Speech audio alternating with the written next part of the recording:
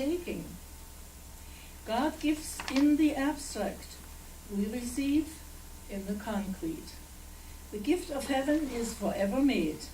The receiving of this gift is an eternal process of forever expanding the finite.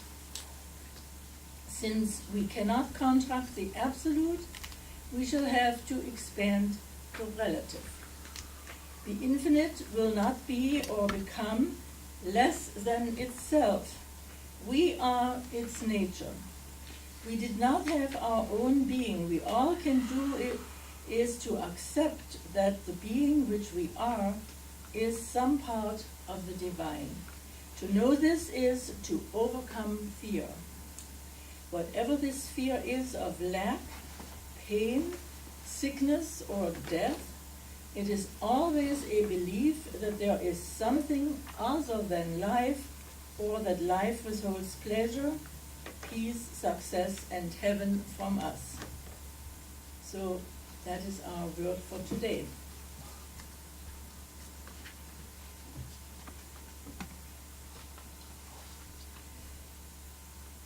This morning our speaker is a lady with many talents.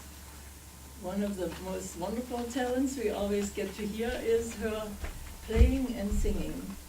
And so this morning she has a talk for us, a message for us. So help me welcome, speaking about accepting God's abundance for me, Reverend Elizabeth Brabant. Elizabeth.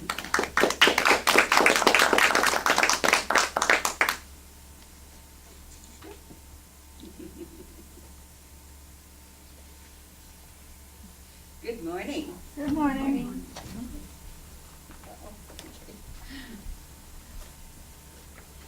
Accepting God's abundance for me. And I'm going to add, and you. Because everywhere we are, it's wonderful that we know our abundance for ourselves. But it's also really important that we know our abundance or we know abundance for our friends, relatives, and other people as well. Abundance is a feeling of freedom to give and to receive both. And we become thoughtful of ourselves and others about giving and receiving. And we receive from others, and it's important that we be able to receive. I know when I think about it for myself, I probably have a little more problem receiving than I do giving. I'm trying to equal those out a little bit more, because at this time in my life, believe me, I have needed a lot of different things. It's like the older we get, the more things, or the more help we need, possibly. And that's true for me, too. Well, this morning, I'd like to talk about 3 different things particularly. And the first one is when we believe in God as our main source of abundance, all is well, all is good. And then the next one is we know that infinite love is prospering us. We believe in love here. Infinite love prospers us always. And thirdly, we can count our blessings and appreciate everything in our lives. Well, going back to that first one, we believe in God as the main source of our good, and this helps our abundance begin to flow. Now, I said main source because God inspires us, guides us, yet at the same time, we're the ones that have to do the work, right? God's not going to come down and actually lift up a car and put it in our driveway if we need one. Oh, God. We're going to have to figure out how to get that car, whether it's a used car, a new car, or whatever kind. And that's true of everything that we do. I thought, okay, well, God, write this talk for me, okay? You won't do that. You won't do that at all. And although he has guided me to show me how I might be able to see things easier, you see the black?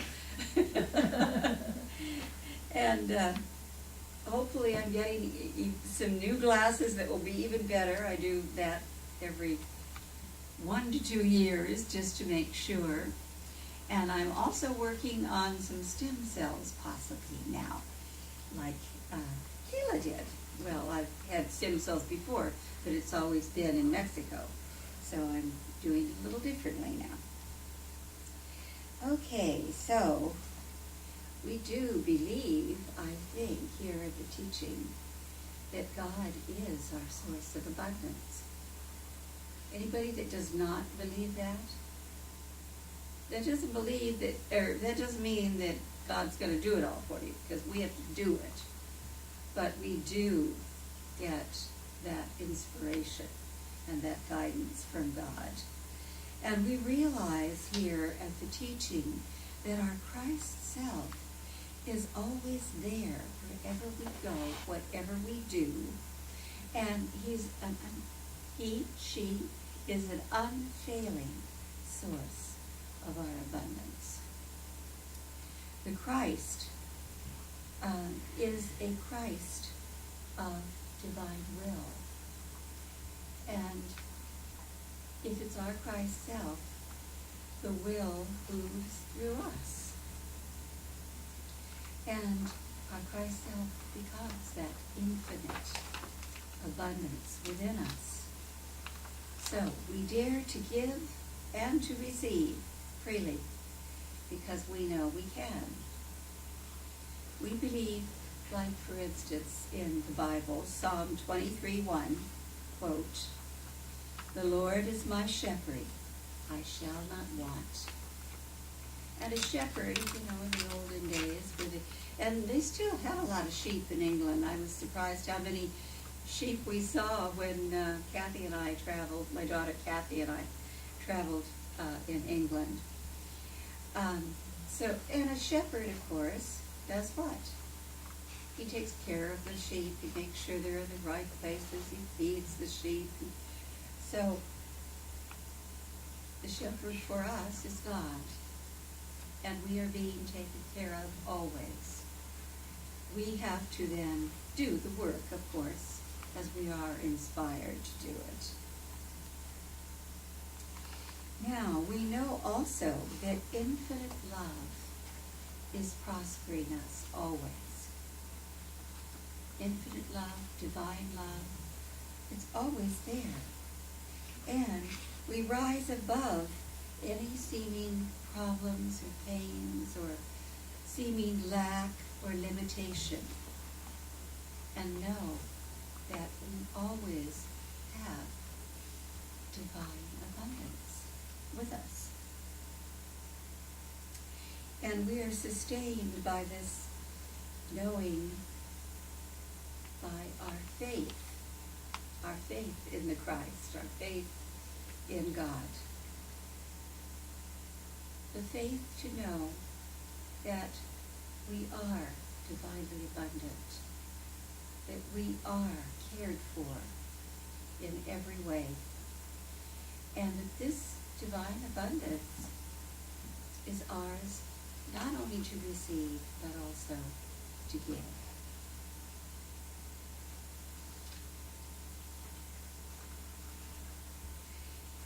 So, years ago, I heard this quote, and I don't even know who it's from, but I want to read it to you because for me, it's been a great one. It says, we cannot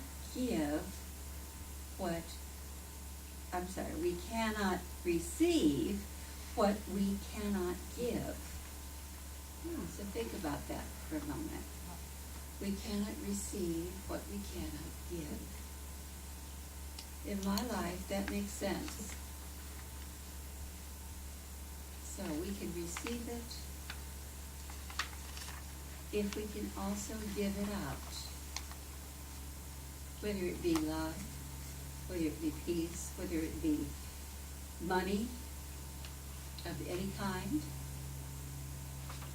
we can receive it when we can give it. So we count our blessings and we appreciate everything that we have in this life.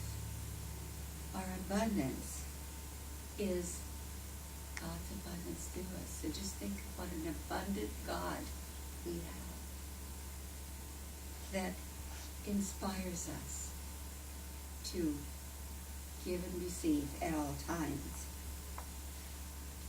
Now, a few months ago, well, maybe a month ago, something like that, I decided to paint my house. And it really needed painting, so I got some good recommendations of a painter from people that I knew. And he came over, and first he put around all the windows this plastic, so that when he came back the next day, he could, he could paint without having to worry about the sills that he would do later. So anyway, the very day that this happened, my air conditioner went out. And I laughed, but it wasn't very funny at the time. Because I called the people that usually work with my heater and my air conditioner, and they said, well, we could be out in about 2 weeks. What did that do for me that evening? Nothing, of course. And usually when I have called them, they have been able to come out at least within a day or so. But so I found another air conditioning man, and he came out the next day. So one night of being hot with a fan on me, the next day, and he was all ready to put this air conditioner in, and he looked back there, and he came up to me and said, I'm sorry, I brought the wrong air conditioner. He said, I'll have to come back tomorrow. I don't think it was quite as bad the second day, because at least around 4:30 or 5, before it gets dark, I can open all the windows, because by this time the man was painting and taking all the plastic off. But still, I had another night with my fan. Thank God for the fan. And I slept a little better that night than the night before. So, next day, he comes back, and there's the air conditioner. He has it, he puts it in, and I have air conditioning again. And there's nothing like not having something that you really need that makes you appreciate what you have when it finally happens to you. So I was really appreciating this air conditioning, and especially, in the evening, because in the daytime, well, I even thought about that first night trying to drive over to Patty's. It sure didn't work, because I'm not supposed to drive after dark. So anyway, if I could have gotten over there before dark, but by that time it was too late. So, you do the best you can with everything. And I just enjoyed that so much, that air conditioner.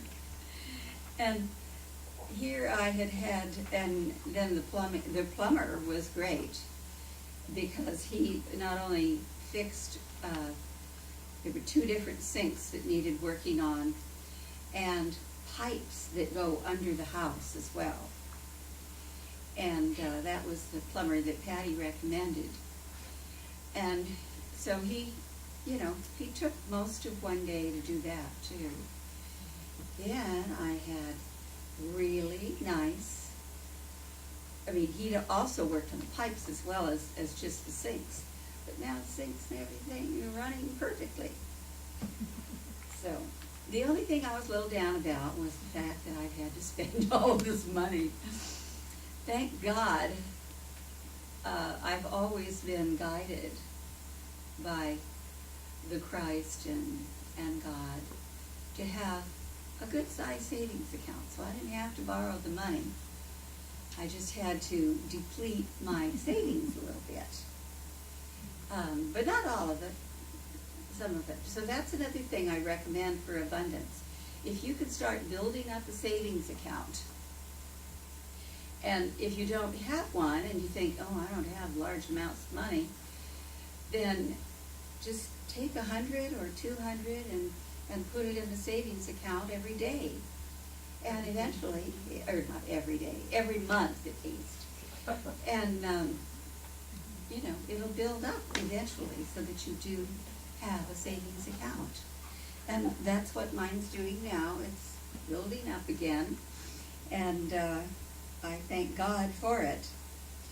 And I really learned to thank God for all of my blessings.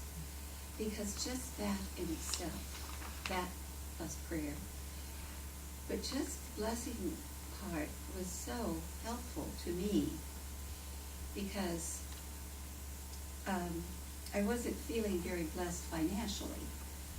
But all the things that had happened, if I looked at those, they were such blessings for the house. And I know what plumber to call next time if I have another pipe that goes out somewhere, you know, because my house has been around since I think 67 was when it was actually built. So I don't know, I'm assuming those could be the original pipes, but at any rate, I'm all set if it happens again. And I'm building up my savings account again too, which is a wonderful thing for me. Well, just to think about the different parts that I just mentioned. First of all, it was easy then for me, after I felt that everything was a blessing, to believe in God as my source and abundance. And it was easy for me now to know that infinite love is prospering me each and every day. And it was easy then to count my blessings and to appreciate everything in my life. And thank you, wonderful God, I have so many blessings, I really do. One of them is sitting here in the front row. And a lot of them are sitting all around here too. Our friends from the Teaching of the Inner Christ. And I'm so thankful to the Teaching of the Inner Christ too, because although, you know, I went to church long before I ever got to GIC, I have learned things here that have helped me so much with prayer, with meditation. And so, thank you to originally to Ann and Peter Meyer, and to everybody that continues to keep this teaching alive and useful for all of us. Because abundance, of course, is not just money. It's everything that we have. It's the beautiful music. It's all of the different ideas that we receive. It's all the hugs we get on Sunday morning. So all of it is wonderful. So thank you, wonderful God. So we let it be.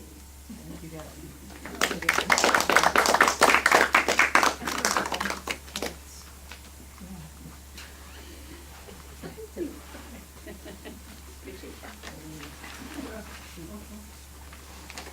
Thank you, Reverend Elizabeth.